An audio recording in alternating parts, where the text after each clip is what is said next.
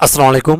তো শিক্ষা প্রতিষ্ঠান তো খুলে দেওয়া হয়েছে আজকে থেকে। তো যেটি হচ্ছে যে শিক্ষা প্রতিষ্ঠান খোলার ব্যাপারে গতকালকেই আসলে খুলে দেওয়া হয়েছিল।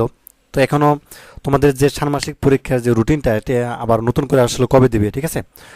তো যাই হোক, এই হচ্ছে অনেকের প্রশ্ন যে শিক্ষা প্রতিষ্ঠান খোলা এখন রুটিনটা আসলে কবে দিবে ষান্মাসিকের। তো দেখো, মাত্র হচ্ছে শিক্ষা প্রতিষ্ঠান খুলেছে, ঠিক আছে?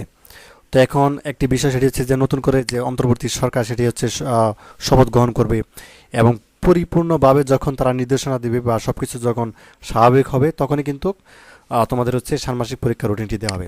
শিক্ষা প্রতিষ্ঠান খোলা ঠিক আছে, কিন্তু দেখা যাচ্ছে কি শতভাগ যে শিক্ষার্থীদের উপস্থিতি সেটা নেই। এবং অনেক শিক্ষা প্রতিষ্ঠান কিন্তু খোলা থাকা সত্ত্বেও কিন্তু অনেক শিক্ষা প্রতিষ্ঠান বন্ধ ছিল, ঠিক আছে? এটির কারণ হচ্ছে নিরাপত্তাজনিত কারণ। এবং বিশেষ করে শহর অঞ্চলে যেসব শিক্ষা প্রতিষ্ঠানগুলো রয়েছে এগুলো কিন্তু অনেক শিক্ষার্থী আসেনি এবং তারা হচ্ছে স্কুলে বা হচ্ছে কলেজে আসেনি। এটির কারণ হচ্ছে তারা নিরাপত্তাজনিত কারণ দেখিয়েছে।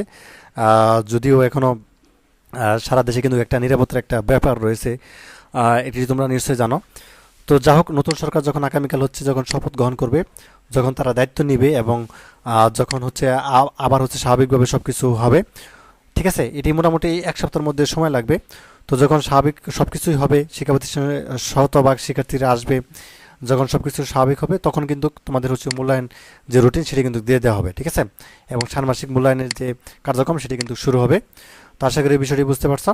তো আপাতত হচ্ছে যে তোমাদের হচ্ছে যে চারটি পরীক্ষা হয়েছিল, এই চারটি পরীক্ষা বাদে যে ছয়টি পরীক্ষা রয়েছে সেগুলোর হচ্ছে তোমাদের মূল্যায়নগুলো নেওয়া হবে।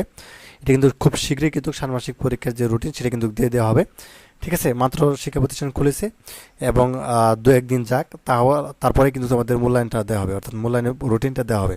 আশা করি বিষয়টি বুঝতে পারছো। ধন্যবাদ সবাইকে ভিডিও দেখার জন্য। আল্লাহ হাফেজ।